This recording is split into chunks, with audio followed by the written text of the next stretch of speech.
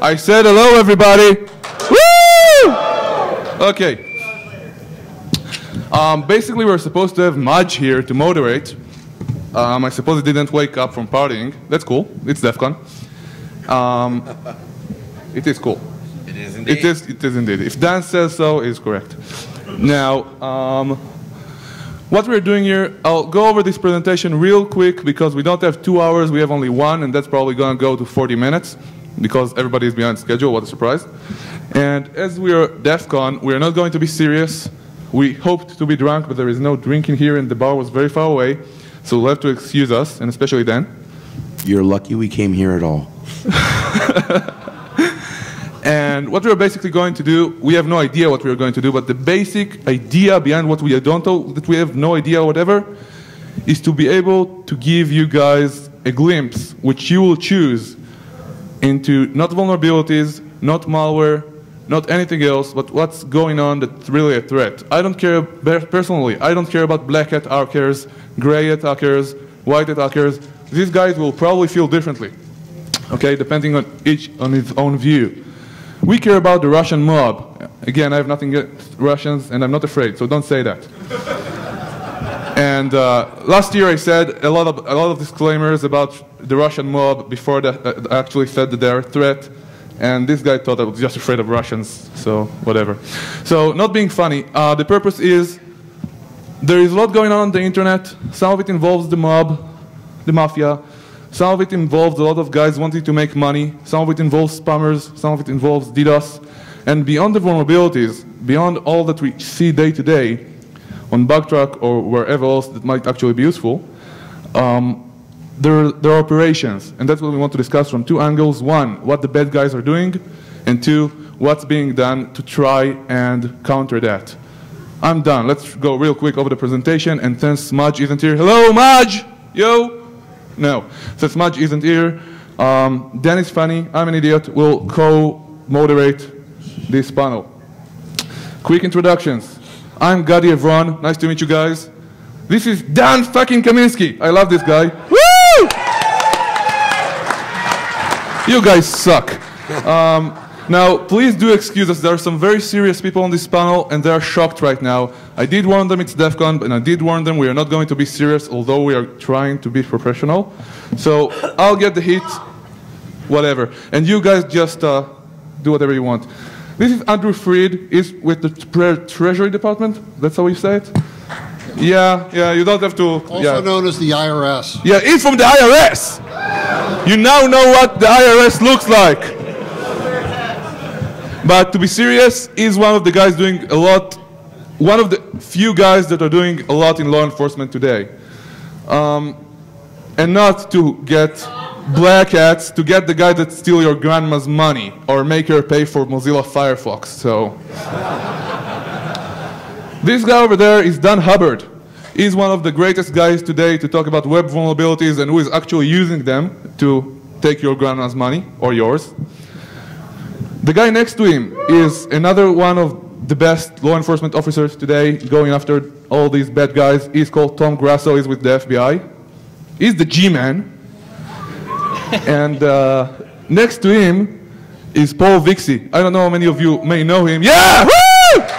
He's not law enforcement. Come on, he's not the G-man. You can applause.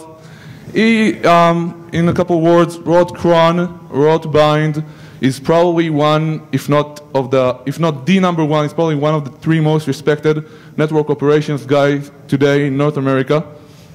And, well, they can talk about themselves later. I said they have 5 words, and if I can have a real geek moment for a second, Buffy, 5 words. Out for a walk, bitch. I don't know how many of you watch Buffy, but whatever.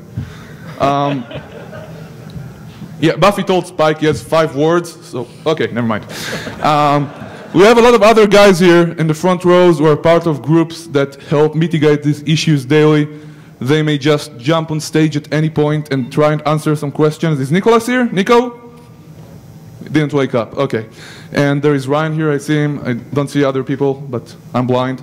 So they may answer questions on their own on stuff that they understand better. And now I'll give the mic over to these guys with 5 words to introduce themselves. Dan, you don't need it. Seriously, you don't need it. You can take the mic.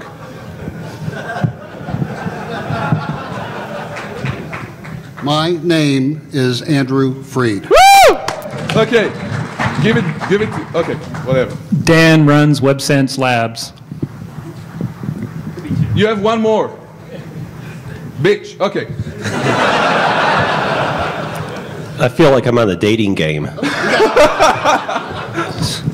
Okay, say I feel like I'm on a dating game. This is not a TCP/IP drinking game. That's tonight. You don't get points. Okay. I am not your mama. Stop acting like it. Okay, let's get started. I'll go real quick over this presentation and we can get into business. Internet Wars is the name we chose. I don't know why, seemed cool. We don't know what we're going to talk about yet. Purpose of this panel next. What it means to have this panel at Defcon? Well, we figured we discussed these things behind closed doors, secret handshake clubs, 50s. I don't mean to insult any white people or Christians in here, okay? This is kind of something people say, or I say. 50s, all rich, all white, all Christian clubs, you know, of the internet, that we do the secret security, that we don't let anybody know anything. Full disclosure is bad, all that shit. Well, we decided there is a reason that security community is so huge, and that basically you guys are the people who face the threats every day, or create them, I don't know. And if these things, especially those that are already public in a way, need to be disclosed and discussed publicly so things can get done, so your mother doesn't pay for Mozilla Firefox. Whatever. You're really scared of this whole paying for Firefox thing, man. It's not my joke, I stole it, I am allowed. I have to pay for Firefox? You feds do. Okay. The moderator, Maj, I want to hear from you. Come on, Maj, woo! Well, whatever, he will be at the TCP/IP drinking game tonight, and he's great, so be there. Free beer. Members. Unless he participates in the Defcon drinking game, in which case he'll be unconscious. Threats, forget that word, it's a buzzword. Internet security operations, usually, shut up, usually that means local networks, for example an ISP or whoever who runs operations and care for their business and their network staying alive. For antiviruses it means following what new threats, viruses, whatever are out there and getting things done. We speak about the internet itself. Stakeholders of the internet. Who are the stakeholders of the internet? Can anybody shout a name? Who? Okay. There are a lot of stakeholders to the internet, for example, eBay, Google, but they're all, as big as they may be, pretty much centered on their own business. In my opinion, that's my opinion alone, the stakeholders of the internet are Microsoft and the Russian mob. I said that last year. The reason for that, well, you'll see later. Yeah. The economics game. What we're talking about is economics. And why are we talking about economics? Because this is not about kiddies. A hacker sitting at home will look for challenges, cool stuff, whatever we want to do. These guys, if they keep developing worms, if they keep funding operations overseas, physical operations, these phishing attacks, whatever they are actually real-life fraud operations using the internet. Cybercrime is not about somebody breaking into somebody else's box. It's about using their techniques and their skills to perform real crime. Stealing your grandma, whatever. Just one number. It is estimated that by the end of this year, 2006, about $2 billion will be lost from phishing alone. That means phishing alone. Not countermeasures, no preventative measures, not reimbursing users, whatever is around that, and that's only phishing again. So yes, there is a lot of return on investment for the bad guys, and the good guys are not really sharing information beyond certain circles, and then some, I guess, well, not really. What people are doing the right thing, fighting on the right side of the fence, we'll discover that in a moment. Just in a couple of words, not really everything, but technologies that play a significant part in this fight. The bad guys, they have dynamic DNS providers that they can just say, go, register some host, change the IP addresses or register a new host as far as, and as much as they want. So if they have, for example, a botnet command and control server or a phishing site, they can just keep sites, keep IP addresses or whatever else as quickly as they want. And these services are free, so why not? Fast plugs. Imagine changing your IP address only every 10 minutes. That's kind of cute. Now imagine not doing it for your A record, but actually changing your name server. That's kind of nice. Trojan horses. A couple of words. Everybody knows about phishing, right? Getting fake websites, emails, whatever, your bank account has been stolen or whatever. Please enter your password or whatever. Well, today the game is a little bit different. I'll give you an example. This has been in the news a little bit, not really in a big way. People are not talking about it too much, but it has been published recently. For example, several organized crime groups these days have released different types of Trojans, we can call them worms if you like, that go around, infect people, and then whenever these people, using different hooks, using rootkit techniques, whenever these people would go to an HTTPS site, their credentials would be stolen and reported back to their controller, which means these guys have huge databases of your credentials if you're infected wherever you go. So that would mean a few 100,000 sites if you're just one of these guys. And say we get 10 sites for a person per day, just throwing a number. It gets to gigabytes of information every day of stolen accounts for thousands on thousands on thousands of users. Again, last time I checked, there are several 100,000 URLs such as these with one guy who is checking into this stuff. So if you're entering an HTTPS site and your information has been stolen, it is saved somewhere. But that's a lot of data, so somebody has to do something with that. So these organized crime groups, for example, would have the triage team, which will look at them, see if there is anything interesting, do statistics to see if any sites repeat themselves. A lot of users go to a certain bank, or a certain bank suddenly developed an online activity that may be interesting to them. They would then pass it on to the operational team, which will steal the money. For example, if there are accounts that are really worth their time, if there is enough money in there, and basically they do a good job, then they would have banks or other organizations, not just banks, e-commerce sites that would be directly targeted. So if you enter some sort of URL and that URL is in your watch list, basically, they would download specific regular expressions to steal this data, and it would move in real time. So the transaction can be, with the in-the-middle technology on the box itself, the transaction can be altered, and the money can be sent immediately to a money mule, as you do transactions online. There's a lot of technology involved. Trojan horses is a big part of it. If you didn't get that, we'll talk about it tomorrow, so never mind. Hey, Gadi, Yeah. move this along. We're half past the hour. Yep. In fact, why don't we start having a conversation Shut up. about this stuff? I'll be done in a second. I wanted to hear myself. Thank you very much. Spyware, spam, botnets, whatever. These are all legitimate technologies being used by the bad guys. Good guys, well, whatever. So I'm actually interested. Where do we go from here? Now we can start talking. Okay. Dan, thank you.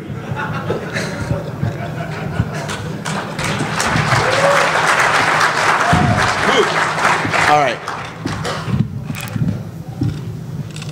So, now, you're here from the FBI. Why don't you tell us about some of the interesting things that you've seen? I mean, from the perspective of actually seeing people, malware on the ground. What kind of stuff have you seen? I think what Gadi was saying was kind of hitting on what the big problem is right now is these organized crime groups that are on the internet conducting these different types of fraud and scams. And I guess the way I would sum it up is that it's everything. Everything is related. I can't say that computer intrusions are a specific problem, or phishing is the big problem, or spam is the big problem, because what we're seeing is that these are all related. They're all part of an underground economy, and they're all kind of feeding each other and contributing to the problem. I know I'm not trying to be evasive or whatever, but that's just the reality of the situation right now. You have malware that is being written by some very skilled people, and they're making money writing their malware, and they're selling it to these other people that conduct phishing or they conduct spam or other types of scams. And then the spammers are hiring people to do DDoS against the anti-spam sites. The organized crime groups are doing carding. They're popping e-commerce servers. They're doing phishing to get carding numbers. They're compromising ATM machines. And it's all feeding, it's all fueling this underground economy that we have right now. Dan, you look like you have something to say. Sure. Yeah, so just to get into a little bit more details, you know, the highest numbers that we're seeing are in two areas in Eastern Europe, particularly in Russia. These are the guys that are creating the kits that allow the people that aren't so skilled to create these attacks. So those kits, the most popular today is Web Attacker, Root Launcher, and Nuclear Grabber. Those are really the top three kits that are on the internet and being dispersed on the internet today out of those regions. Those are used all over the world, particularly going after banks and e-commerce. Then the Brazilian crews are really all about deception and just simple deception techniques. They're really more about volume and just going after beating signatures in AV. So they're really going after just a low-hanging fruit. Hey, you got a greeting card, click on this, grab it, and they just go after, you know, literally thousands of new variants of Bankoses every week. Dan, we don't know what kits are. I mean, kits, yes, but... Oh, okay, sorry. So what they're doing is they create online storefronts on the internet, basically for anywhere from $30 to $1,200. You can go online, buy a kit, basically essentially a piece of software. In many cases, it comes with a manual. It shows you how to do an attack online and steal credentials from end users. Another big group out there is something called the iFrame Cash Biz folks. They're online. They actually front an affiliate program that is really, at the end of the day, designed to install adware, potentially unwanted software. And for some of their affiliates, which most likely are their friends or themselves, they're also downloading keyloggers and rootkits and stealing credentials from the users. So it's funny, I actually saw this, there's one really great piece of spyware adware that actually had a EULA. And one of the things they said is, you know, it was picked up off a porn site. And, hey, I have no idea how I Dan, are you going to porn sites? Are you Googling for porn? Did you get lucky? Oh no, it was great, right? It said, we reserve the right to deem certain sites as unsafe and to silently redirect you to safe sites. So what they would do is they would wait for people to actually try to buy access to one porn site and would silently redirect the money elsewhere and make it appear that they had gotten the other one. So you'd have these porn sites that, you know, had the steady income and it would plummet because suddenly all their money was being taken and migrated to a different site. Paul, guys, we don't have time, so we'll leave time for questions, okay? Paul, we are getting into the economics, and you're one of the guys to lead that debate. I would really like to hear from you the economics of the problem. Yeah, world-famous economist Paul Vixie here. We call this an underground economy in the same way that we would call a protection racket an underground economy. But there are actually a lot of real goods and services moving along these channels. And, you know, ultimately it will be people, you know, bean counters at the IRS who are kicking in these doors because we'll be getting them on tax evasion because in many cases that's the only thing we'll have proof of. You know, I liked the characterization Gadi made. This is unusual for me to agree with Gadi, by the way, where he said it's not really... I do know where you live. It's not really a crime to just break into somebody's box. You have to actually damage something, and that's sort of always been true. We've tried to make the victimless crime of reading people's files a problem, but it hasn't really worked out. There's no global version of that. There is a global version of if you delete their files or if you steal their money, then you're a criminal. So it all has to tie back to the real world, which most of us don't live in. That's why I'm happy we have the Fed and the other people here who do live in that world. There are billions of dollars moving around. I hate the label that we give. You know, Gadi said that there will be $2 billion lost. Okay, well, it won't actually be lost, right? If it was lost, then it would be buried in holes and no one would know where it was. What's happening is that $2 billion are going to be transferred against the will of the people who had it before. So I want to say stolen, not lost.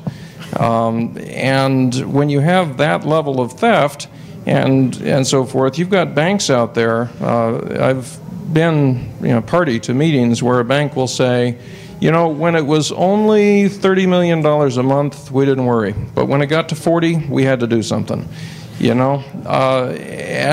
I hate that, but that's the rules of their game. They've got an economics, game as well. And this will ultimately come down to people are only going to stop doing something if they can't make money at it anymore. And as long as people, as long as my grandma keeps clicking on, yeah, I would like to buy a Firefox, then they're going to keep selling it to her. And so, economics is not about money. I've said this at every presentation I've given here. Economics is about human action. That's why von Mises titled his book the way he did.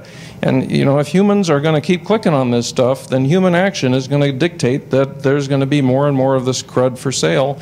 And I don't know how to fix human nature. Question for the panel. Go ahead. Basically, what I'm seeing a lot of from the IRS perspective, we're getting hit with a lot of phishing sites right now. And early on, when we first started seeing these, we actually went out and tried to follow the emails. And we executed search warrants, went into people's houses, took their computers, only to find out they were infected and just being used as an open relay to send out the phishing emails. Then we started trying to follow where the people were coming in and taking over systems they were using to send emails because they stopped using home computers. Most of what we're seeing right now are systems being compromised through really, really simple SSH brute force attacks. When they take over a system, and when they say these people take it over, they're using this as a launching pad to get their next round of systems that they can send out 3, 4, 5, 600,000 emails and start sending out more phishing sites. Probably on average, I would say 1 out of every 5 systems and people's houses are infected right now. Now, all of you sitting out here saying, screw it, they're too stupid, they deserve it. Suppose somebody got one of your credit cards, and while you're out at Defcon, you got a call from your bank saying, we just had a charge from Romania, we're canceling your card. And now you go to play the hotel and your card doesn't work. You're really screwed. So there's a lot of fallout from these victims that are getting these things. We also have a lot of problems with the money that's being moved, as Mr. Vixie said. Anybody here from Romania? I was hoping to make an arrest before I left here, but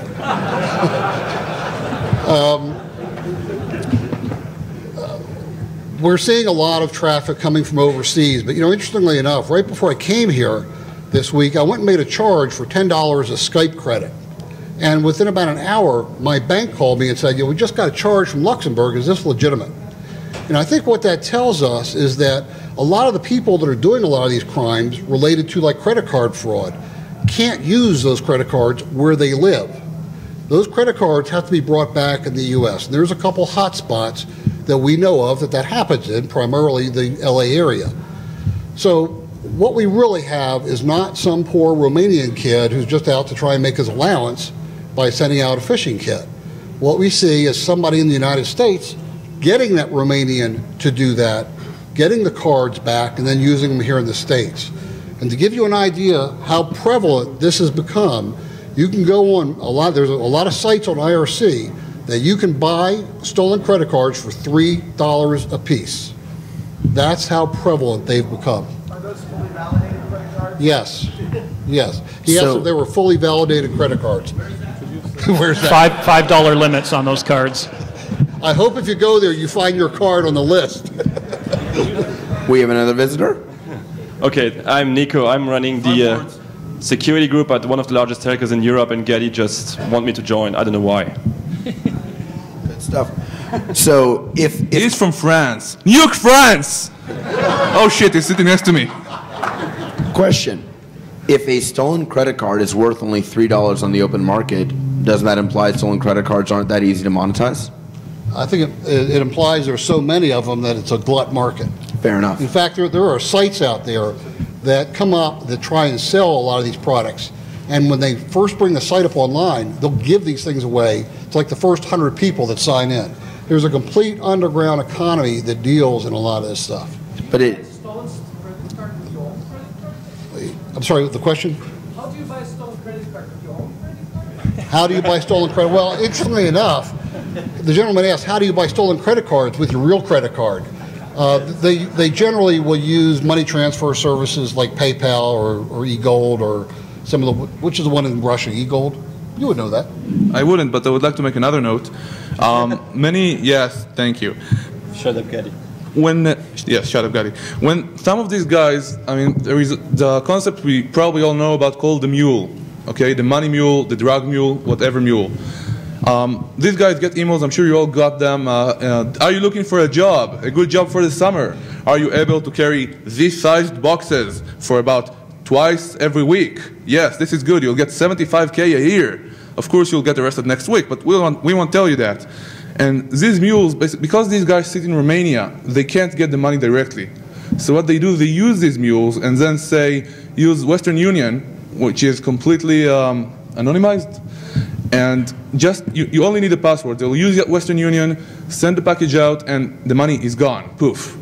So there are a lot of ways. For example, some people have been using eBay. For example, I would go to somebody who is a very well-known and respected reseller or client of eBay, and I would buy something for $500. Then I would send by mistake $5K. And as that guy has a lot of stars and a lot of ratings and everybody loves him and he's a really good business using eBay, he can't risk his business, and I'll send him, hey dude, I'm really sorry, please send me my money back, I have to get it today, I made a mistake in the transfer. And the guy will keep $50 for yourself. Thank you. And the guy will send back the money to the address you will specify, and they're money laundering again. There are many ways of doing this, but I believe what Paul said is the most critical. This is an economic problem. These are real people and real groups. There have been threats made to people involved in stopping these people from doing what they're doing in the security industry and in other places. And as long as, killing botnet command and control servers, for example, is no longer scalable. You can't really get things done when the bad guys can just keep a server like that or have incredible robustness with their current servers, even if they're just IRC. Or there are a lot of DNS games and a lot of other tricks they use with really good systems to stay live. Paul will maybe talk about it later from the ISP's perspective or the network operations perspective. The point is what's up? Given that confidence games and fraud and theft have been around forever, what makes you so phenomenally arrogant as to think you can do something to fix? Well, I know why. I know what makes you. Yeah, you know what makes me so arrogant. What makes you believe that we can actually do, honestly, what makes any of us believe we can do something to fix this variant of it? Okay, there's a problem called drugs, correct? What makes us so arrogant is to believe we can call drugs a problem, or on the other end, what makes us so arrogant to think we can fix the problem of cold drugs? So I'll tell you this. First of all, I'll tell you this. Yes, you're correct. We cannot fix the problem. It's a reactive game. They are always one step ahead of us and we react. That is why I said it is an economic problem. But that said, if I can stop being arrogant for 1 second with your permission, I'll tell you this much. I don't have a solution. I don't know who does. But if it won't be $2 billion, if we don't do something today when it's $2 billion and we keep ignoring it and keep killing small fires instead of dealing with the root problems as best as we can, it will start affecting you as well. It already does, but Paul was right. It's a human nature. Paul, this is for you then. You're right. It's a human nature problem. So I'll tell you what makes me so arrogant on this topic anyway. Every new technology that comes along makes some things better and some things worse. And we, as a society, as consumers of that technology, as producers of that technology, have a choice to make about which things are going to get made better and which things are going to get made worse. We didn't have to lose privacy as a result of going to a digital economy. We happen to have done, but we didn't need to. There were other ways, and there may still be other ways, and it's still up to us whether we have to have all of these new risks come with all of these new tools. So the question that I've had has been a matter of jurisdictional issues. The way we've dealt with human nature and the way we've dealt with crime historically is segment the world up into a small number of jurisdictions that have, you know, a certain amount of power over a certain region of land. The internet has no geography. It has a global jurisdiction in terms of, you know, crime can come from anywhere. What are we seeing? Are we seeing advances on the international crime control front? Definitely. I mean, I think, but you know, the point that you make really is an important one. Is that yeah, the internet has no boundaries. I work for the FBI. I have no jurisdiction anywhere in the world that's not in the United States. So if I have a subject that's over in Italy or over in Romania, I have no jurisdiction over there. Now, I can go to the authorities over there and try to make a case to them and say, hey, here's somebody that's causing a problem. We would like you to do something about it. But there's nothing I can do to force them to do something about it. So international cooperation is a key, I think, to getting our hands on this problem, you know, from a law enforcement perspective. And we have made great strides in that area. There are countries that, you know, 5 or 10 years ago, if somebody came to me with a case where we traced it back to this country, my response would have been, I'm sorry, there's nothing we can do about it. These people just don't cooperate with us. We get no response from them. That's changing. We're starting to see cooperation come out of the most unlikely of places. But part of the problem is that a lot of these countries that are the main sources of the problem, they don't have the law enforcement resources in place to deal with it. So their law enforcement agencies are not familiar with cybercrime. They don't have the training, the equipment to conduct cybercrime. You mentioned Romania. I can tell you stories from FBI agents that have been over to visit Romania and have done things like bought printer paper and things like that for the Romanian police because they didn't have stuff like that for their printers, and bought them floppy disks, so they'd have floppy disks because they're so underfunded. You know, that's the situation they're in. So, you know, I think one thing is this disparity between, you know, the law enforcement resources that we have here in the U.S., which there are quite a few, versus the law enforcement resources that are in other spots of the world, and we're you know, we can't affect those things in the other parts of the world. One question though. Yeah. In the recent couple of years, law enforcement in the United States especially, but in Europe as well and other places around the world, really started making a difference in small strides, but making a difference in themselves by taking these issues seriously, raising cybercrime to a higher priority. But still, it's on the policy level, these issues are not that important.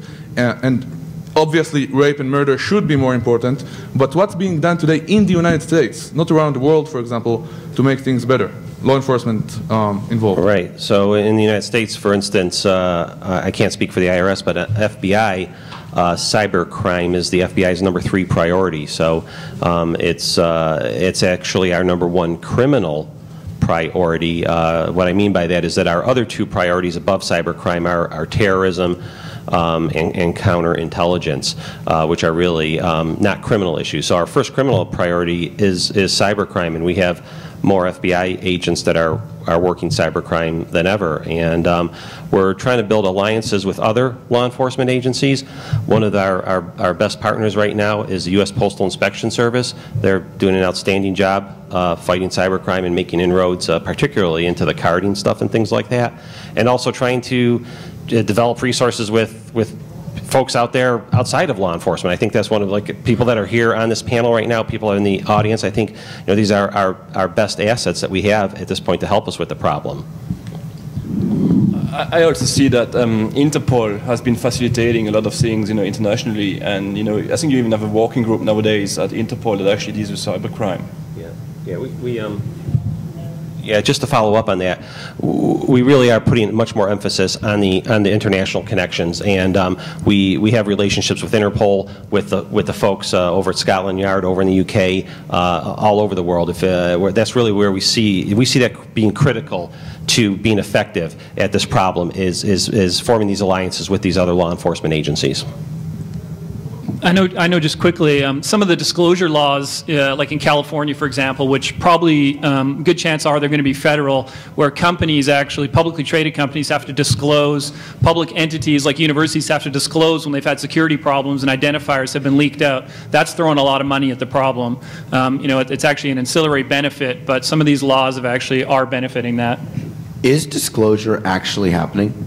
Like, on a large scale, when there are issues, I mean, Choice our point. company's actually, well, yes, choice point, but for your everyday compromise of 50,000 credit cards, are people actually telling anyone, or are they just keeping it secret? I don't think, if we are to put organizations with their security flukes aside for 1 minute, and if they disclose it or not, or this or not, there is a huge problem with the losses that are occurring with actual Trojan horses, break-ins into sites, all these issues. I can name millions of identities, online identities being stolen every day. And now nobody really takes notice to this yet, because this is not one organization that gets it. The problem today with information security management is that you need to secure the end user, which may not be under your control or even related to you, instead of your own sites. Fair enough. So I think we have a few questions in the audience. Why don't you go ahead? It seems like America's solution to a lot of problems is when it gets so bad, we got to legislate, we got to throw laws at it, and that's what our legislature does, based on the constituency yelling at them to do something about this. So as this number, this 2 billion, use the microphone. Yeah, we've got a microphone right there. Why don't you, AV people, is it on? Excellent. Let's try that again then. What my real question is, anyone else just go ahead and get in line. as this 2 billion number continues to increase and eventually becomes 5, 10, or 20, do you think that we'll ever see a great firewall of America where we are trying to keep these countries like Romania and Russia and Brazil, and where most of the attacks are coming from, and botting people's computers and then attacking or relaying? Do you think we'll ever start legislating that, where we're trying to keep the other countries out? Every time we've seen national-scale firewalls, we see large-scale proxy avoidance and large-scale proxying become an everyday facet of the population. Well, there'll always be ways around it, but what my real question is, do you think that it's going to get to the point that they want to try and legislate it? Andrew from the IRS will answer just one thing. 2 billion from phishing alone. It's more than 2 for just credit cards alone, credit card theft alone, and so on. Just one small note. Andrew? Right. Well, so what we found... actually, go ahead. Don't hurt yourself now. What we found is legislation in and of itself doesn't ensure compliance, and I think that we're going to take technical steps to eliminate what makes a lot of this possible. And while legislation might be helpful in some situations, a lot of this stuff happens outside the country where our laws don't apply. Paul? In answer to your specific question, would we see legislation around that? I would say no, because the risk of a false positive where a potential buyer or seller that could be helping the American economy would be kept out by such a firewall is way too high. So they will take the phishing and the spam and everything else with it, as long as there are potential legitimate buyers and sellers of American goods and services. Congress knows where the feathers in its nest came from. And and from a technical perspective, from the service provider side, you're going to see that whatever this legislation is going to be, it's going to be difficult, and not to say probably impossible, to deploy it in any large-scale network. So doing something for a couple of end users is one thing. Making it scale to millions of users is a nightmare. And that's why we also see that most of the solutions, maybe except the Great Firewall of China, and even that one, there's tons of ways to get around it. Never survive in a network because it just doesn't scale up. And as Paul said, false positives and whatever. Another question? Hello. At my job, we often get people that attack my network to get to my customers.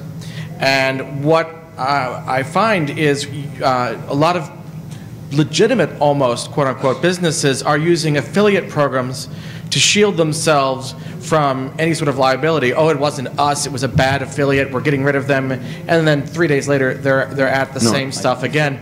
And what I'm wondering is, one, is there legislation which allows you to go after the end, company that may or may not be legitimate, and also these legitimate companies, banks selling your email information and whatnot?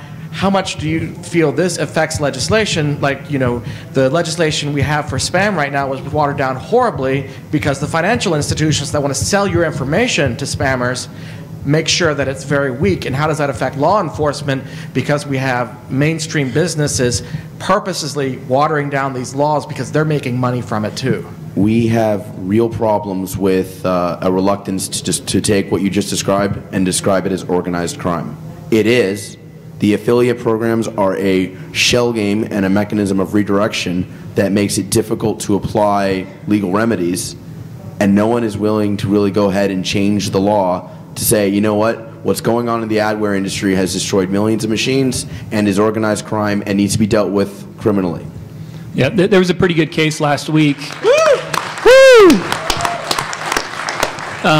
Beer is on me. Where a Warner Brother website and a group of Warner Brother websites like Scooby-Doo.com actually were serving up child pornography, so pornography to kids basically through an adware network. So, I mean, it's definitely a serious problem.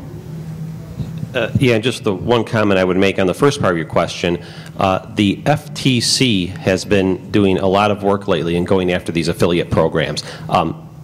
If you're, in terms of spam, they've been going after the affiliate programs, suing them, getting very large judgments against them because, yeah, the affiliate program is really at the heart of the problem.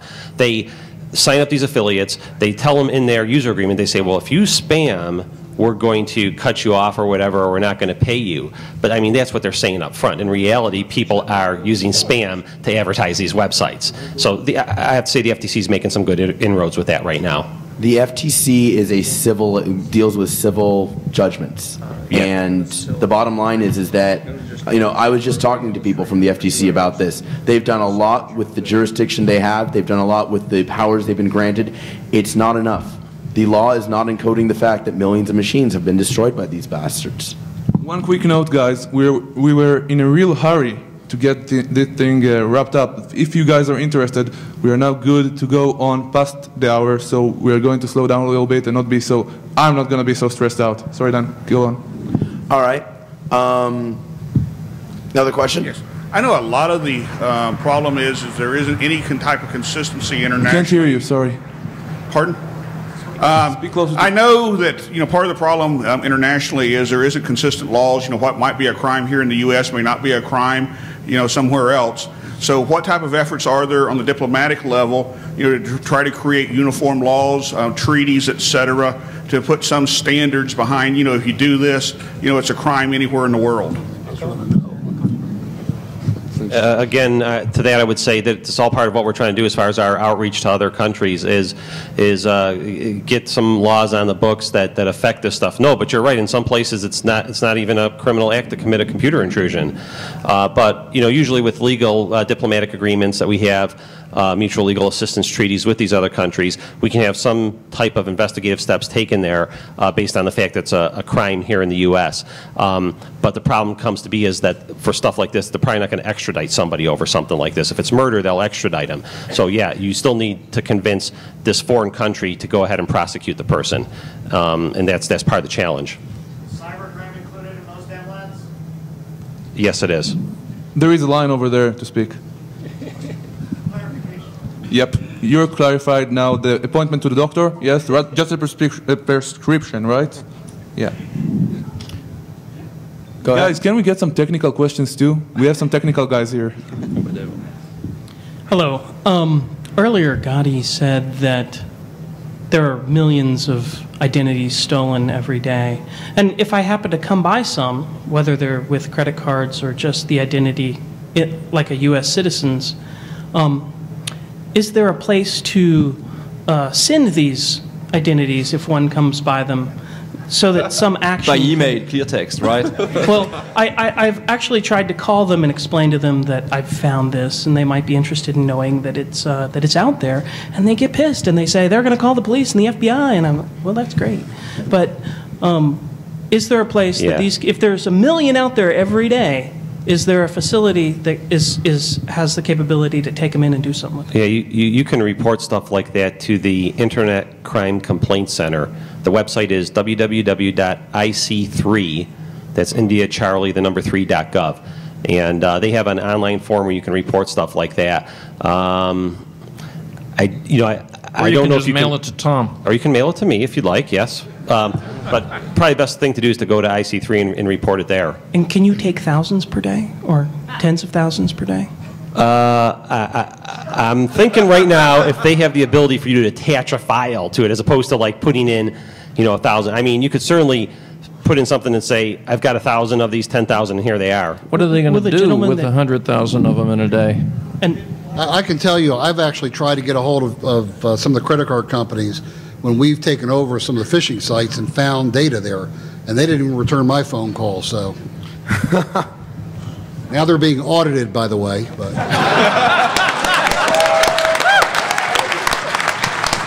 just a joke. Just a joke. One last comment and what to do about nobody the heard. He said it was a joke. Nobody quote him on it, please. And what to do? Bad reporters, bad Defcon reporters. Down, Gadi. And what about the international stuff from Great Britain or the UK, Australia, Germany? Well, usually what we see as a service provider, the best way forward when you find such websites, it's at least report them to the National High-Tech Crime Units. There's actually an organization called APAX for Europe that works with the banks to For England, not Europe. Well, no, they actually work with other countries also. So they also deal with Australia and a couple other... And Ireland. And Ireland, yeah. But sorry, Northern Ireland. I've actually had pretty good luck working with the credit card companies directly with their security officers, and basically, as long as you're giving them just their credit cards, they will, take at and then monitor those accounts. So, if anybody wants to pass them my way, I'll pass them that way. Is it sure? Is it the sense of this panel that this is not a technical problem, that the technical faults we're seeing here are so low level and so easy that really our limitations are legal jurisdiction? I've actually seen a lot of, like iframe cache were the guys that were actually exploiting WMF before it was known. So, these guys are used in 0 days. It's not just a click here and get infected scenario. Obviously that happens, and there's a lot of low-hanging fruit, but they're using some pretty sophisticated tools that, through, Google poisoning of search results and other things, you can get infected without, being deceived in some way. I've seen a lot of these. Oh, sorry. Go ahead. I've seen a lot of these phishing sites, and to me, they've almost become a non-invasive DNA test for intelligence. We have people that will call us and say that they're responding to a refund, and they live in some country that doesn't even pay taxes to the IRS. So it's always difficult to protect somebody from being stupid. And as long as we have that low element of stupidity, these things aren't going to go away. Remember that companies around the world send marketing emails from other domains that they don't own. They don't use SSL quite often. This is a big problem. This isn't just a dumb user sitting in front of a computer. We're training the behavior of the users. So if you're training them incorrectly, that's what you get. I would like for Paul, who is surprised right now, to try and answer all that about, because guys, every type of technology can be played with. But I believe Paul himself is kind of close to one of those, not specifically SSL certificates that say, hey, this site is secure! Or you can pay a little bit more and say, really secure! But Paul has been dealing with DNS for a long time, and that's also a huge part of what you're talking about. So I'd like to get some of Paul's comments. Okay, so DNS is not secure. Pretty much anybody who wants you to believe that a certain name maps to a certain address can make you believe that, no matter what the name or the address might be. There are solutions that have been sort of log-jammed inside of the IETF for close to 12 years, and we're sort of undergoing the periodic 2-year cycle where we think we're done, but then we're not really done, and we're going to start over soon. Now, if we could get people to pay attention to the fact that this email came from Czechoslovakia but claims to have come from Visa International, and it's actually a DSL-connected machine in Prague somewhere, then the fact that the DNS names are not authentic would begin to matter because people would begin to forge them. But right now it is so easy to get people to click on just about anything that you don't have to actually exercise any of the weaknesses of DNS. But that will be the next frontier if we can just close the holes they're using now. Another question? Yeah, earlier somebody asked about legislation and firewalls for like the Great Firewall of America. The panel's sense was that probably wouldn't happen. What is the panel's sense on legislation regarding monitoring of internet traffic as a defensive measure, say, and then follow on with more legislation along the lines of CALIA? Well, China does, in fact, have a national firewall system. Yet probably 60% of the phishing sites originate from China. So the firewalls aren't going to solve a problem. It's not going to happen. Well, or is that a matter of political will? They simply do not have the political will to stop this behavior. Well, most security types, I think, would say that a firewall is not a magic bullet. I certainly don't believe that it is. I think it goes hand in hand with monitoring and other things, which is why I have a question about monitoring. I don't think there's a way to find out what's being monitored without a lawsuit, so go talk to the EFF people about that. Be doing that today. Although there's an interesting question, actually. What should be monitored? I mean, you know, that's kind of the elephant in the room. What is actually appropriate to monitor on the global internet? Well, and under what circumstances? Well, what kind of crime are you sure we want to go there? Yes. Why not? Okay, then. We're technical. No offense. I'll start with Paul. He is the political guy here. I would say, you know, what do we feel comfortable having monitored outside of cyberspace? Do we want all of our personal conversations monitored in case we're talking about crime? No. And so I would extend that directly in. The only monitoring that ought to happen is the monitoring that one endpoint or the other chooses.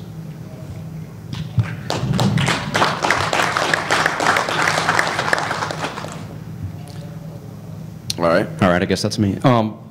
I work for a company that takes this very seriously. We tracked exploitations basically that were being hosted in an IP space range hosted in St. Petersburg, Russia. When we try to work to get it taken down, one of the things that we bump up against, and we bump up against this in Brazil as well, is corruption, which enables these actors to basically, you know, act with impunity. So, you know, you can deal with all the Interpol stuff as aggressively as you want, but there's still areas where corruption rules. The money is basically funding, you know, its self-survival. So, you know, how do you start to tackle that as well? Because legislation here isn't necessarily going to take care of these issues over there. Right. We can't always fix all these problems, but I can remember when the very early phishing sites came up, it was impersonating the IRS. It was in Mexico, and we could not get the Mexican authorities to do anything. What we ended up doing is I did a really simple trace route between my system and the phishing site and looked at the last ISP before it went outside the country, and I asked them to put a block against it, which they did. Not to say that all ISPs are that responsive, but we can't control what's outside the U.S. We can try and prevent people from getting to it, but once again, we don't control sites outside the IRS, the U.S. At this point, I would like to note, though, and I'll let Nico say something because he feels very strongly about it. Actually, I would like to direct this to Tom. Tom, we always like to talk about abroad, but most of these problems originate from one place, and one place alone, and you know, okay, not Florida. Russia. Not Russia. And you know what that place is, and there are a lot of ISPs, and I would like to direct that to Paul right after him, that are not so responsive here in the United States, and we know who they are. It's public knowledge. What are we doing about it? So if the ISPs here in the U.S., it's a lot better situation than... I'm sorry for coming in. Guys, I love the ISPs in the U.S. Most of them are very responsible and very responsive. Just some of them are not, and for a very long time. Yeah, part of the problem is that there's no law that mandates that an ISP has to keep any sort of records of anything. So if we go to an ISP and say, here's a subpoena, please identify this customer of yours, they can say, you know, we don't keep records, or we only keep them for 3 days, and you missed the cutoff. There's really nothing that we can do, you know, from a law enforcement perspective on that. We can't say, oh, well, that's irresponsible, you're a bad corporate citizen, shame on you. I mean, that's really the extent of what we can do. Now, there's always talks of legislation about mandating ISPs to retain some sort of records, and then have those records available to law enforcement if law enforcement comes to them with the appropriate legal process. But if the ISP chooses not to maintain these records, it's just a situation that we're in, and I think this is again where the private sector people come in and play a role as far as identifying those rogue ISPs and doing things to hamper their business model. What about the rogue ISPs that have things running right now and have been running them right now, not 3 days ago, for the past years? Again, if it's here in the U.S. and they maintain records, then it's something that's definitely doable. It's the situation if they don't maintain this is the IP address that's been bugging me for 2 years now. I'm sorry, what's that? Hello, ISP. you're one of the few not nice ISPs in the United States. These are 1, 2, 3, 4 IP addresses being used right now for a botnet command and control server, sending out phishing emails and stealing money. They are being used right now and have been used for the past 2 years. What's going on? Is it illegal? And here, I guess it comes down to this. Is it illegal to provide hosting services to a known criminal site? And if so, what sort of liability do these guys have for putting this stuff on the net? Yeah, so I'm not a lawyer, okay, so, but I think the issue comes down to, plausible deniability. I think that's really what the issue is. And I have run into this many times where we go to an ISP, there's some type of mischief coming out of the ISP. We go to them with legal process and they say, oh boy, I didn't even know this was a problem. If you just would have told me, or if somebody would have called up and said something, we would have pulled the plug on these guys. I mean, it's plausible deniability. It's very hard. Now, the reality of the situation, no, you're right, Gadi. You're absolutely right. No, the reality of the situation is there are places out there that are basically havens for these criminals. There are some ISPs that are out there, and these guys go there and they know they can park themselves there, but. Again, it's a matter. It's my job as a law enforcement officer to follow up on that. It would be somehow proving that the ISP knows that the person was a criminal coming in there and going to do something criminal. If I can't prove that they know that, then I have no right to even talk about it with them. All right, that's just the way. That's just the situation. Gadi, there is a law. 1 second though, Paul. So we're talking about money again. Let's talk about the voice market. Where you're using a cell phone or your wireline telephone. If you read your phone bill, you'll see references to all kinds of FCC tariffs, PUC tariffs. That's where the rates are being set or at least controlled, monitored in various ways by the government. There are surcharges. There are all kinds of things going on there. It has been true for about the last 25 years that the dominant cost of providing telephone service is in maintaining accurate billing records and not in carrying the traffic. And that's dominated the cost of all of the telecommunications equipment, the big switches, everything that's got voice lines going into it would be way smaller, way cheaper, would innovate much more quickly if they didn't have to maintain call detail records and keep them for a certain number of days and so on. None of that stuff exists on the internet. And so you can imagine, let's say that 90% of the cost of sales for a voice telephone network is around billing and record keeping.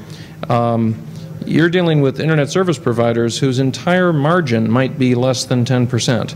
And you might be asking them to use a third of that to maintain the kind of records that the FBI would very much like them to have, and they can't do it until and unless all of their competitors are required to do it too, because otherwise they'll be the one that costs 3% more than all the competitors. So I do believe in that sense that we're trending inevitably toward legislation that is like what we do with the voice network to start to control the other way, the other kind of telecommunications that makes the world go round. Yeah, the only thing is, when you look at it in Europe, right, there's the EU Data Retention Act, and that one is basically, you have to keep CDRs for voice and internet traffic. And they want to, push it even, farther. At the moment it's just like, username, IP address, timestamp. What they're asking for is net flow from all your border routers, into another country. Okay, so at least EMC is going to be happy, if that one gets passed. There are a few laws in the U.S., specifically the DMCA law, that if a website is hosting copyrighted material, the ISP can become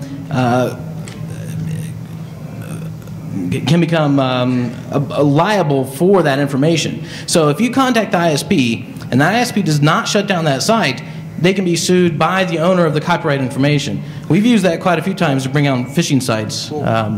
Pretty directly. Yeah, and that's one of the things that works in cases of phishing sites. You can say that they're infringing on Citibank's copyright or whatever. So yeah, that works in that case. But that's one of the few laws I know that actually, boxes the ISP into having to go forward with some type of action. There's another law. If it's child pornography, they're required to report it and do something about it. But phishing sites, bot networks, stuff like that, we don't have that type of legislation on the books right now. Well, like I said, if the phishing site is hosting copyrighted material, which most of the time they always are, they've got the graphics or something that was produced by the company and copyrighted by the copyright on the page of the original, where they took the original information from, I mean, we've had very good response with ISP shutting down that information because they don't want to be liable for that DMCA issue. So.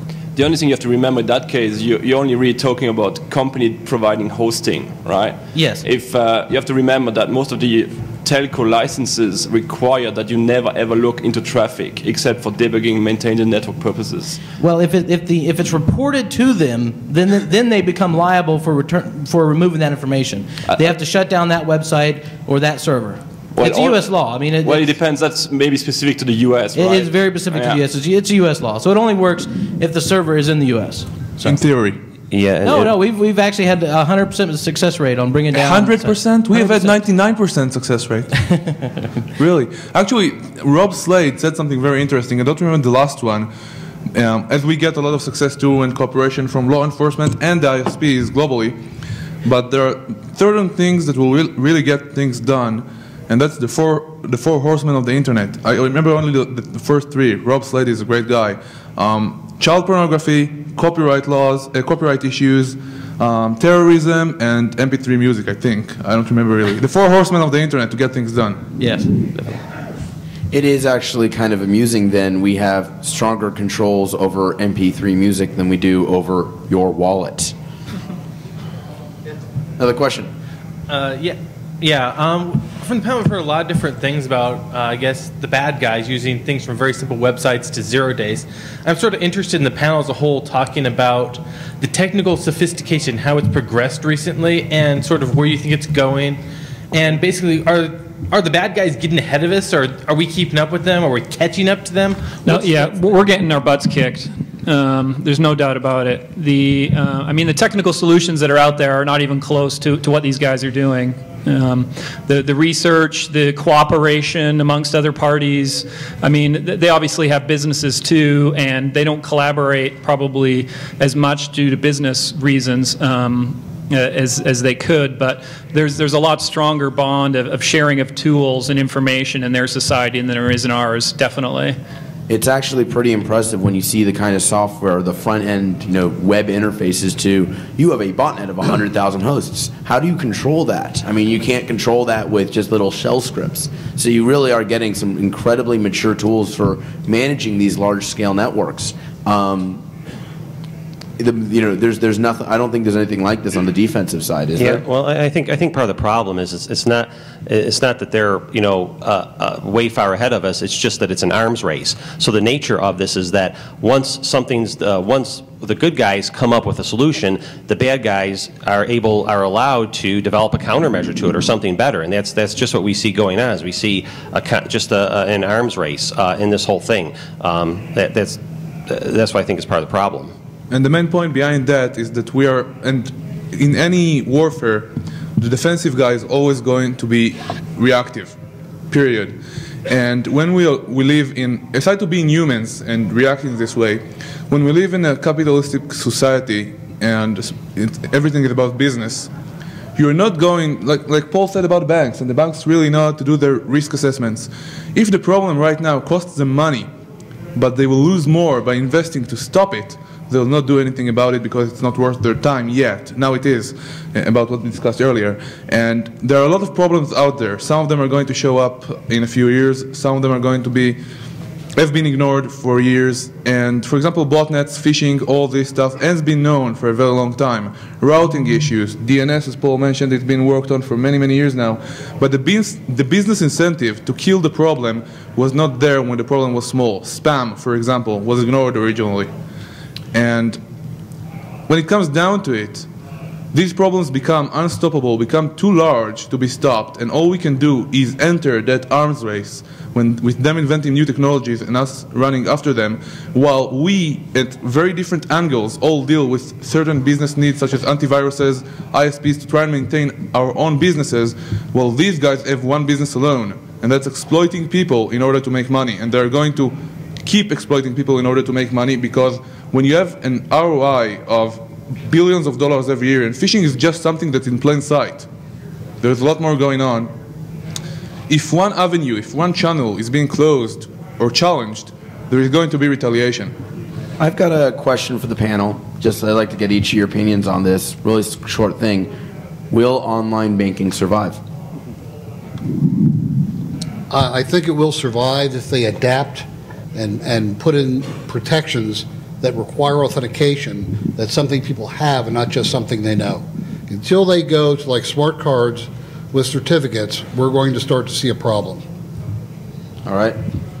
Yeah, I think they will. I mean, their business model is dependent on it. I mean, when was the last time you went and sat in a line with your little book to the, to talk to a teller? So, I mean, they're saving. It's a beautiful business model. I mean, get rid of all your people, put a computer up, and then charge people to use the computer. I mean, that's a great business model. So, there's a lot at stake there, and it's good to use too. I've got a comment too. Yeah, absolutely. I'm sorry. Oh, sorry. So you said, certificate, smart card, or whatever, but you still have to trust the PC, right? And the issue, I mean, you guys discussed at the beginning with all the malware.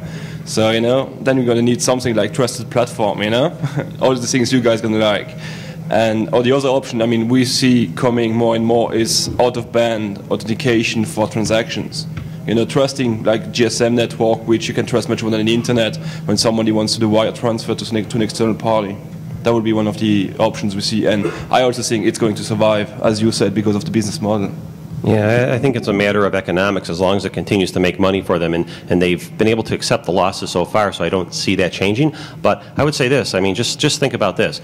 If you get your credit card statement and you see there's a couple laptop computers from TigerDirect.com on there, and you didn't buy those, and you call up your bank and say, hey bank, I didn't buy these laptop computers, your bank's going to say, okay, fine, we're going to reverse those charges, we're taking that money off your credit card, we're going to make you whole again.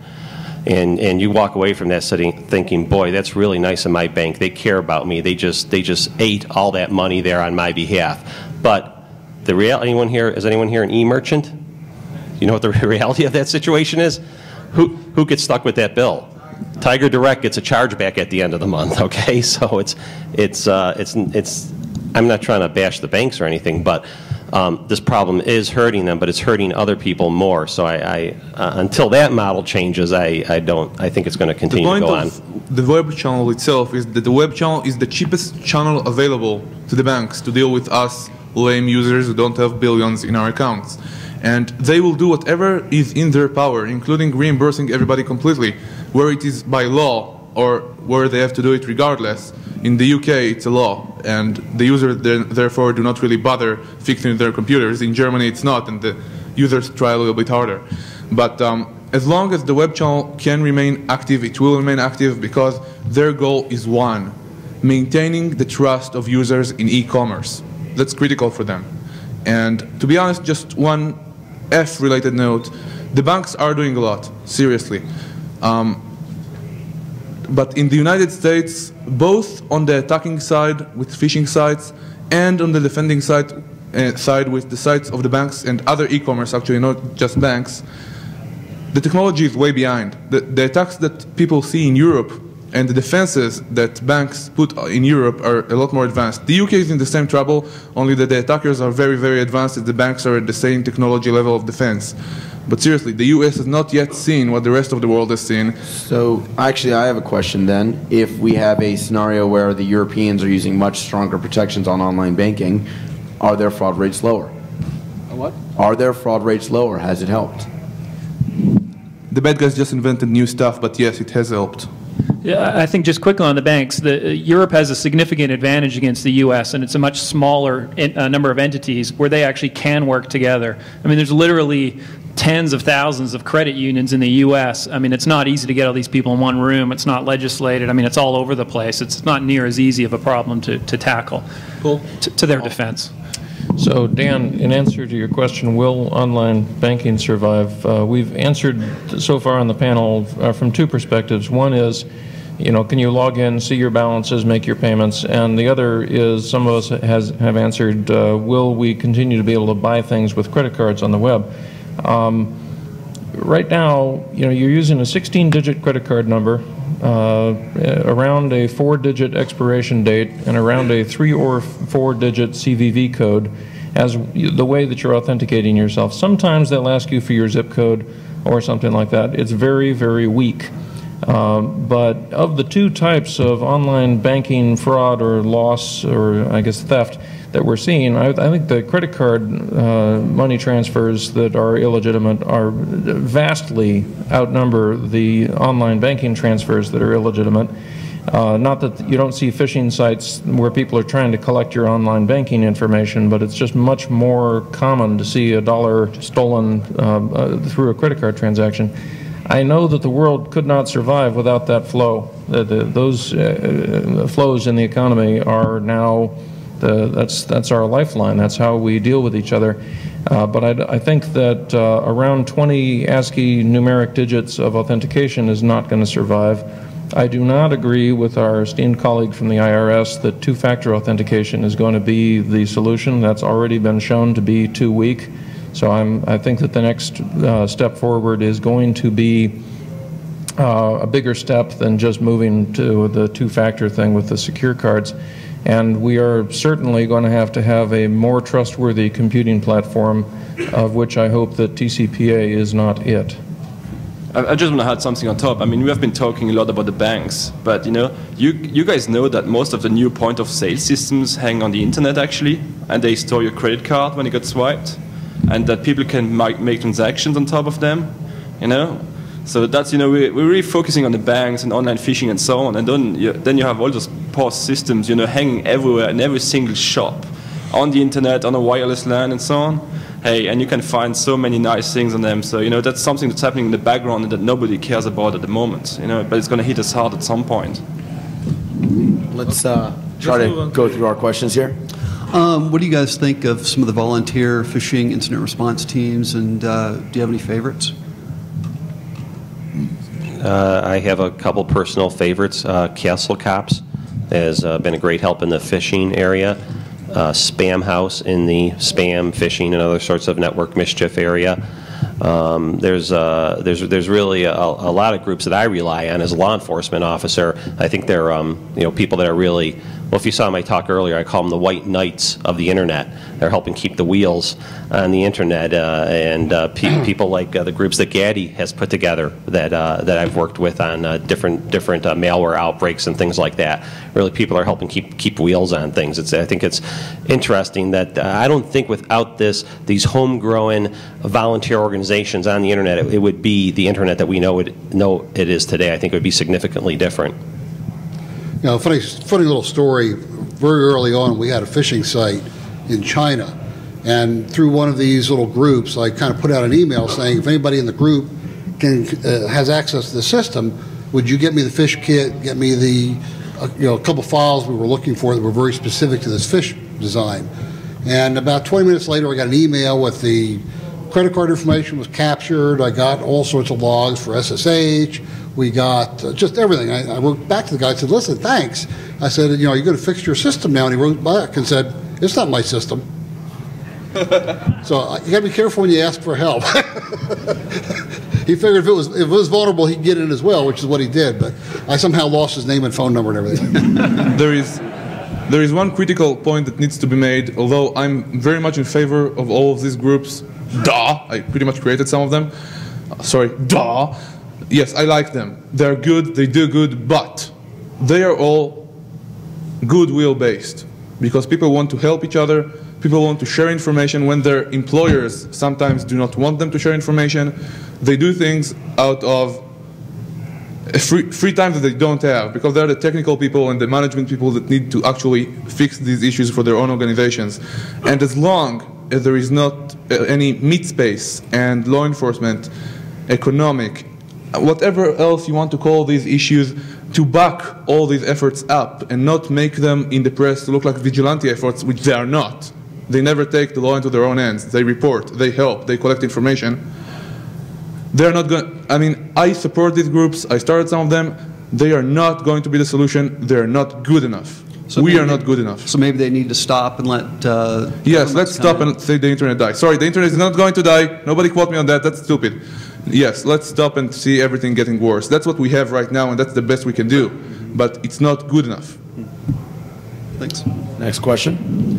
Hello. I'm from a country that you consider the Eastern Bloc. So I am a client of Adelphia ISP, and I've been using software like, let's say... Adelphia no longer exists, I believe. They don't? Yeah, they got bought. Time Warner. Okay. Okay. So I use DC++ to download some things. And I received a letter from a company affiliated with Paramount, which is called Bay TSP. Yes, that was the name of the company. And they pointed out specific files on my computer. I tried this with, I've heard this, that it happened on different operating systems, not only on Windows. And they pointed specific files on the computer that were downloaded on that day, that time, by that username from those hubs. And so my question is, what, if you could say more details about how those people were able to read me so clearly, and also since America, the U.S. is let's say the backbone of the internet, is this going to happen in different countries in the world? People are going to be receiving such letters saying that legal action is going to be taken against them if such files are found on their computer. So are there other countries going to suffer the same consequences? So, yes. Thank you. Yeah, we had a situation about 6 or 8 months ago where we received a letter, an email from like a DCMCA, whatever those initials are, and basically what they stated was that an address that was owned by the IRS was seen sharing games. I got the referral at 3 o'clock in the morning, thank you, I didn't want to sleep anyway. So one of the first things we did when we got this referral was we looked at the IP address, and it was space that was owned by the IRS. However, it was space that we weren't using. So one of the next things I did was there's some underground contacts that we have that monitor a lot of the BGP announcement routes. So I went to them and said, has this subnet ever been announced on the internet in like the last 90 days? And of course, the answer was no. We went and made sure in our local area network that address wasn't available. And to make the long story short, that address was never used to send out file games or anything like that. What we suspect happened is somebody that was trying to discredit somebody who was looking for that was sending out fake data that was being picked up by DCMCA or whatever, and then having them go after people that are totally unaware of what's going on. So it's funny you mentioned that, but that does happen. We didn't talk, we'll continue with the questions because I see you guys standing for a long time and I feel bad about it. Just one thing, we didn't talk about routing nearly at all. Paul, can you say a few words about private reporting, routing problems and all that? Private announcing, I'm sorry. It's the only problem when they don't work. Yeah. Well, because the BCP 38 that tells ISPs and other network owners to not let packets off their network that have a source address that didn't come from that network, because that is pretty much the laughingstock of the internet backbone community, and virtually no one is willing to turn on the various features of all modern routers built since 2000 that could just do that with a single thing. You never really know where a packet came from. You can build up a little bit of confidence if perhaps it's a TCP, part of a TCP session, and you were able to answer it and do a three-way handshake. But that's only a little bit of confidence, because all it takes is a local area route somewhere in the path that your default route is going to take that you may not be able to see in BGP that will siphon off those packets. And there are plenty of places where you know, I think maybe the whole internet needs what Defcon has. This whole wall of sheep concept could be a really good thing. But in any case, you don't have to go to the underground to find out what BGP announcements have been made. There are plenty of above-the-table groups that, like Route Views and whatnot, who monitor the BGP announcements and so forth, and you will be shocked at the number of times that address space that is owned over here is being advertised over there. Maybe it's a little cutout route, maybe it's the whole thing, maybe it's something that the real owner isn't advertising any part of. And then once you get past all that, you'll be shocked a second time to discover the number of times that you have had a TCP session with someone who was never in the global routing table at all. So I would say that there is no cause for confidence. You know, just because you have received a packet, I wouldn't believe any part of it, payload or header. Next question. That's actually where my next question was going, was authentication and integrity. It seems to me that most of these criminal activities have grown because of difficulty in enforcement, and the difficulty in enforcement is not being able to absolutely verify where either email or traffic has come from. Part of that issue. How does the panel feel about new technologies to be able to more positively identify where traffic is coming from, and the new sender ID or email sender frameworks? I do think it is important to recognize that with the exception of SSL websites, PKI is a complete and utter failure every place it's been tried. And we need to, it's 2006, we can admit it, something's really broken in the way that we've been trying to deploy this stuff. And it's not just like, oh, if we throw another couple $100 million at it, it'll work. No, there needs to be pretty fundamental shifts in how we try to deal with identity technology for any of this stuff to work. We've just failed too many times to ignore that obvious conclusion. I think you're also underestimating, what people are doing. I think that 90% of what we see could be so flagrantly obvious that they're being redirected to like a site in Romania. They'll still click on it. They'll still enter their information. So while what you're talking about will address the 10%, 90% of it is stupid people, basically, or people that don't know what to look at, but mostly stupid. One of the issues that we all seem to forget is that the internet was originally, I wasn't there, by the way, I don't think I was born yet, but the internet was originally, yes, I know, but the internet was originally planned as a sharing network, as a let's live and let's be friendly and let everybody use our own SMTP servers and relate through us.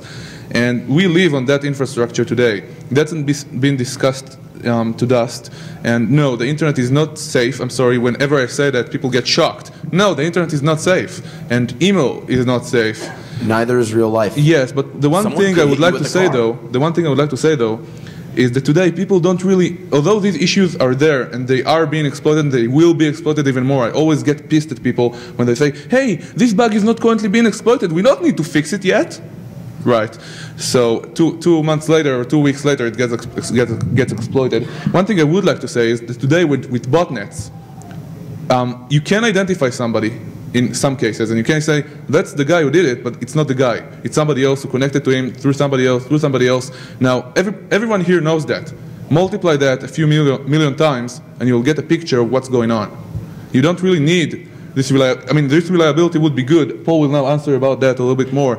But when you have botnets everywhere, bots everywhere, and their accessibility and cost is so low, you can be anybody you want. I would love the internet to be either completely non-anonymous or completely anonymous, but that's not the case.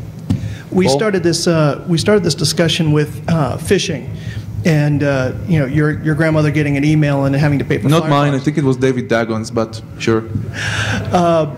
How does the panel and Dan feel about some of the new sender ID stuff for email to weed some of the major phishing stuff out in using DNS for sender ID? How do y'all feel about that? Before we move into spam and before we move into all that, and that's been discussed by others, we will answer you. I would like to give Paul the opportunity to speak. You wanted to talk?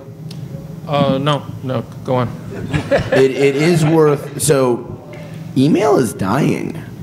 Like, there's entire populations that have moved over to MySpace, have moved over to, only using their corporate work email that's just inside the company.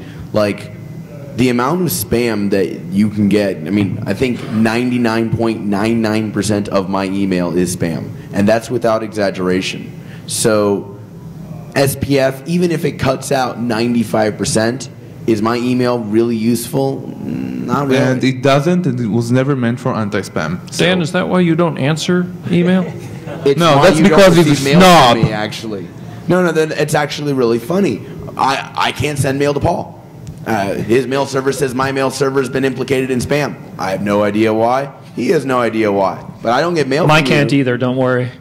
Yeah, it's a known problem. It's a known issue around the internet. Paul Vix's servers filter you out. Next question. Go ahead. So if you want to steal money, if you want to steal a lot of money, you can do one of two things. You can steal a little bit of money from a lot of people, which we've been talking about here so far, or you can steal a lot of money from a few people, which we haven't addressed so far. And I wonder if the panel has an opinion, any insights into what's currently going on in terms of extortion attempts and so forth being directed at corporate entities as opposed to phishing and carding and so on directed at end users? There's a couple more recent things. I mean, the whole extortionware thing, where basically you get a payload on your machine, it encrypts a bunch of files, which used to be really bad, but actually it's getting better and better now. And then you get a message on your machine that basically says, "Hey, you want your files back? Give me money. Send it to this account. Otherwise, you won't get them back." So, one of the questions that gets asked quite frequently on that is, why are they only asking for $200? Why are they only asking for $50? And I think it's a reluctance from them knowing, and their success rate of asking for a lot more money is probably going to be less. If someone's asking for $10,000 or $20,000, you might go to the authorities, you might do something about it, as opposed to just giving a little amount. Then there's the whole corporate espionage thing, where big attacks are actually a lot more difficult to do. You look at the Sumitomo Bank thing in the UK, where this guy was transferring, I think it was $10 or $15 million, and it just got caught up in their monitoring system. So I mean, it's a lot more effective to just trickle money, a little bit at a time. Yeah, and keep in mind, that as you said, banks monitor this type of things, and and they're SWIFT, and we know that a lot of people look at SWIFT at the moment. So you don't want to send that much money that's going to trigger you and be on the top 10 watch list. Banks are very, very good at moving money around. The losses we talk about is after they moved most of it back. Now, about extortion on the internet, it's really funny. When you have, I guess New York is the city of choice here in the US, when you have problems with protection money, you know that if you pay the guy, he'll probably, most likely, not burn down your store, and he will be back at a set date. Further, if another group tries to take your money away, he will probably protect you.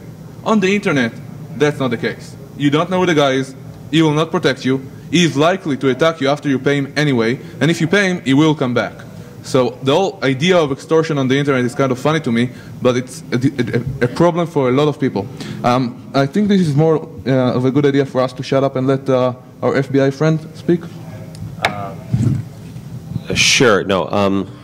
Yeah, we do see these extortion things going on. I think the people that are most targets for it is if they're doing some business that's kind of in the borderline business anyway, so porn sites, online gambling sites, things like that they might be reluctant to go to the authorities or believe that the authorities are not going to be responsive to their extortion problem, are the ones that are most likely to pay the extortion request. Sites that are also those two that I just mentioned are dependent on being online. Every second they're not online, they're losing money, and they're not like Fortune 500 companies that may have a lot of bandwidth to back them up and stuff like that. So if it's someone that's susceptible to DDoS, then I think they're already they're ripe pickings for extortionists, I think that the best thing that people can do, businesses can do, is plan for this ahead of time. Think about what's going to happen if someone tries to extort me. Have a backup plan in place, have that bandwidth available. That's really the best thing you can do. So one thing that seems to keep corporations out of this is it's politically a pain in the ass to pay a bribe. I mean, you have to get approval, you have to figure out how to route the money. What are you going to get, a PO to get your business back up? I mean, just like the actual mechanics of how you would route money out is pretty painful, and I think that's, ironically enough, one of the controls that keeps some of this under control. Yeah, it's just the smart cyber criminals, the smart extortionists are targeting your non-corporate online entities. Yep. That's what they're doing. Yep. If you got a sole proprietor who routes through a fair amount of money every day, great target. If you've got something where a PO is involved, move on. Yeah, another side of corporations that we didn't foresee is a lot of people, especially in Europe these days, do their online banking from work. They feel their work computer is a little bit safer. Unrelated. They're probably right. Yeah. Well, depends on. There's no IT department at home. Next question. I have actually long ago forgotten what my question was, but I wondered if. We feel for you. Beer is on me. I think it was somewhere along the lines on what you collectively think we can do on a technical front to secure up the vulnerabilities that are providing the opportunities for these criminals to operate on the internet, and whose responsibility each of you believe that to be? So one problem is just the scale of difficulty. I mean, there's an entire use model for PCs, which is basically you don't have a computer of your own, or you don't carry around a laptop. You go to a random internet cafe, you use a computer not under your control, and you log into your online banking and move money around. I mean, this is an entire lifestyle that people use that is fundamentally insecurable. You believe it to be fundamentally insecurable? It is absolutely fundamentally insecurable. You've got a device here that you have no controls on. Anyone can put code on it. In fact, you actually had someone who was going around New York and just going to every single Kinko's and putting malware on it. Because he was like, well, people do this. They go to these boxes, they put in their creds, and I can, imagine how hard it would be to secure your home PC if bad guys got a key to your home and just could walk in, get physical access, put some software on, and leave. And so, that's the scale of problem that we're facing. It really is more of a human problem than it is a technical problem. So is there any point us wasting our efforts securing our applications and building secure by design? And you secure your application so you aren't the source of the problem. But I mean, there's a global scale of you being the problem, of there being a problem, which we can't deal with. No, you can deal with you yourself are being the involved. problem. It's your fault personally. You are responsible for all these fish. No. There are a lot of weaknesses, a lot of vulnerabilities everywhere, and the attackers will always go for the weakest link or something similar to that. Now, if you don't secure yourself, they'll go after you. And they do go after you. Yeah, okay, so that's pretty much it. What motivates a company to put out secure software? There doesn't seem to be any efforts going into either rewarding or penalizing large corporations who are making a lot of money. I mean, hopefully, things like RFPs and buying criteria actually take security into their decision-making process. I mean, those are the types of things that have to be driven down from an economical standpoint. Yeah. If most features wins every time, then we're back here again talking about the same problem. So you're relying purely on economic models. You don't think there's any call for government to step in? And no. I think it's unrealistic at a global scale. I mean, what are they going to mandate developers to write secure code? That's just not realistic. To be honest, on one thing though, because I'm usually not honest, I'm saying a lot, to be honest, whatever. One thing that is important here is something that KC from Kada usually says. Every network in history usually had someone who came in and put order in the chaos. No matter if the water aqueducts from the Roman Empire or anything else, somebody came in and made order. Usually that was the government. Now the internet has no government, and I'm not sure if we want our governments getting involved in different aspects of the internet. We already see them try on different areas, and I believe this cannot be done without the governments.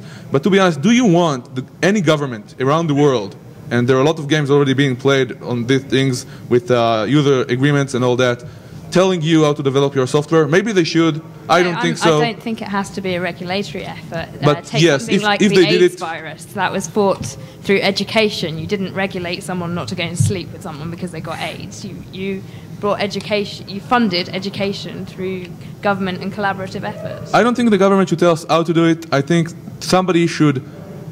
Maybe it's peer pressure. Maybe it's more PR. I don't know what the solution is. I'm not sure it's the government. I'm not sure I want the government involved, but it would be a lot better. Yes, I agree. Yeah, no, I think, but I think in terms of education, I think that's the role that the government can play. We can help educate people to these problems.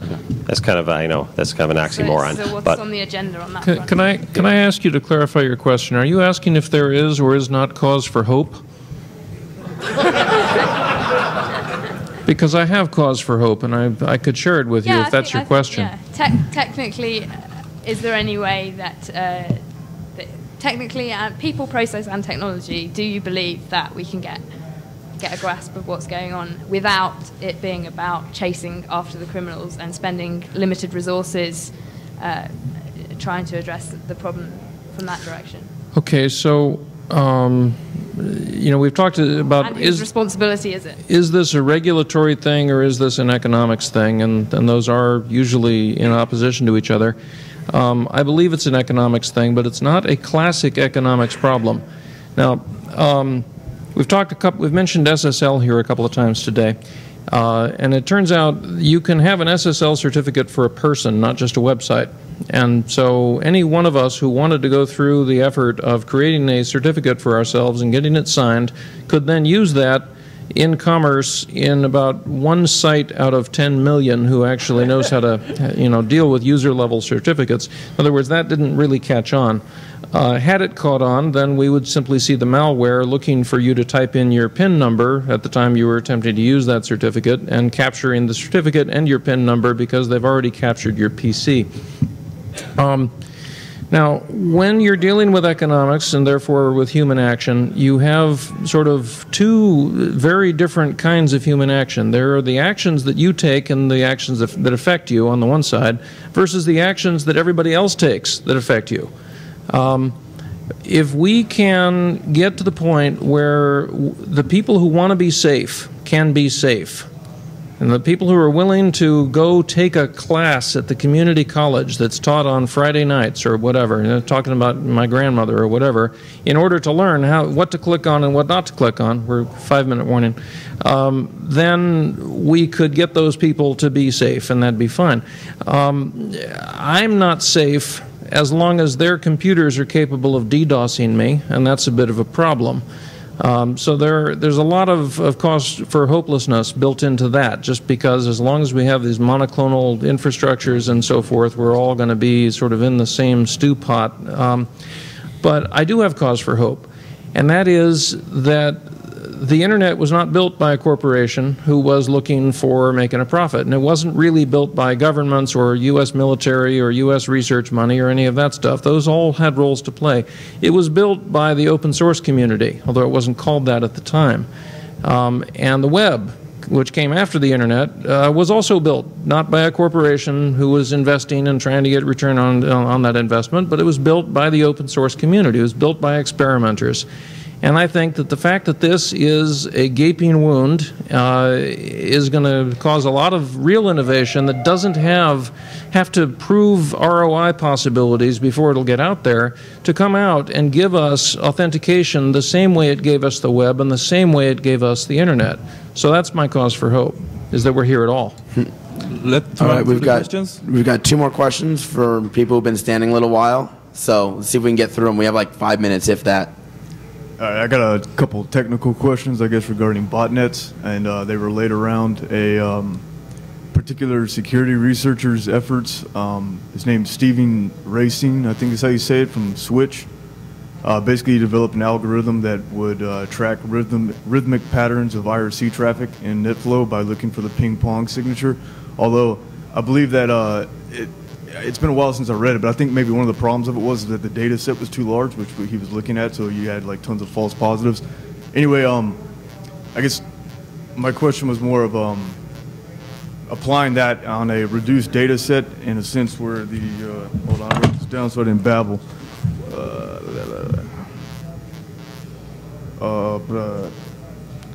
So it was more of like using that as like more of a tool in a network where since bots have characteristics which are there are certainly patterns that you can find in bot behavior, and those patterns have certainly been used to identify the boxes. If we become a little too dependent on finding these patterns, there are mechanisms you can use to just stochastically skew your results, skew your time. You can even represent all the botnet traffic to every kind of short of a person reading the IRC traffic, there's no way to know there's not just idiots going back and forth. In fact, IRC can be a pretty challenging Turing test. Is this a human or is this a bot? I don't know. These people are pretty dumb. Right. Yeah, sure. It's true. I guess on a scale from 1 to bash.org. I think you need to remember one thing again. You're talking about watching traffic, doing maybe deep packet inspection, keeping track and so on. Man, that's illegal in most of the countries. Got a telco license. No, the thing is I'm sorry, I'm trying to not babble here, but I guess what I was saying was that since like a bot, scanning is a pretty easy thing to identify, and it's a common characteristic of a bot. So once you've narrowed down your data set to like a specific IP address, it should be a lot easier to use that algorithm in a more. Yeah, it's not hard to find these bots. They're not exactly hiding themselves. Yeah, that's all cool, and we all use that. But who will talk to the user? Who will pay the price? for the people who call the user, or who will pay the abuse personnel, who will disconnect a paying client. That's always a problem. Yes, there are a lot of technologies, everything is being used, but you need to remember that whatever we use, the bad guys compensate for.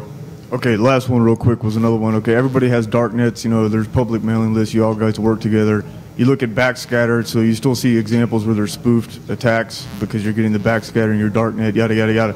What, do you see any use of maybe having like, maybe a community effort of compiling the backscatter received in their darknets to identify active targets of an attack?